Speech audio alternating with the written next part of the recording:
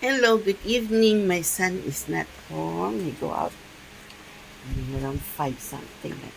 This is our family dinner at the Blackford, the World Cup Singapore.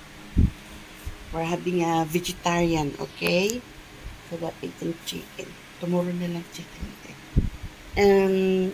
We're having this is a Filipino, okay? This is a Thailand vegetable with red beans, adobong red beans, okay? Meaning sweet and sour, okay? mm, April 25, 2026. Just kissing boy, the retired man. Enjoy folks at the Blackford Overlook Singapore, our family dinner, okay? It's lovely, okay? Vegetarian tonight. Enjoy Singapore, our family dinner, April 25, 2026. Enjoy Singapore.